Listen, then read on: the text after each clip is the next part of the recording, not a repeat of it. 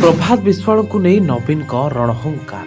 प्रभात को सह पुओ सोफी को कहले बेईमानी। प्रभात विश्वाल को नहीं कहीं नवीन का कटु मंतव्य। चौद्वार राजनीति में सबुठु बड़ विस्फोरण। दीर्घ दिन नीरवता पर शेष में मुह खोली बीजेडी सुप्रीमो नवीन पट्टनायक।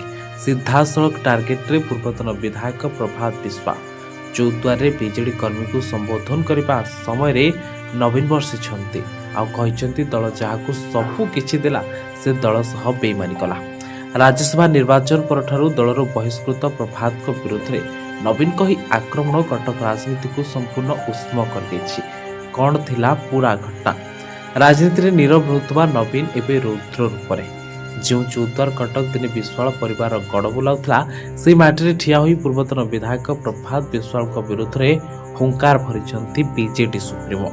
कर्मी भिड़ भितर नवीन सीधासलख प्रभात को ना न नहीं भी बेईमानी आक्षेप लगाई। घटनार सूत्रपात होता राज्यसभा प्रार्थी तालिका को नहीं। दल संतृप्त मिश्रों को प्रार्थी करने पर असंतोष प्रकाश कर नवीन निवास में पहुंची प्रभात, किंतु सुप्रीमो को कड़ा आभिमुख्य पर दलर बहिष्कार कर प्रभात निज समर्थकों सह पद्म शिविर में सामिल होगा सुप्रीमो को बड़ धक्का देता।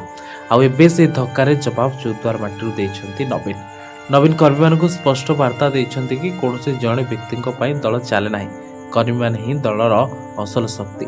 प्रभात को बीजेपी प्रेम पर चौद्वार बीजेडी जो फाट सृष्टि होता सुधार सह कर्मी भितर नुआ जोश भरने को चेष्टा करिसेंती सुप्रीमो।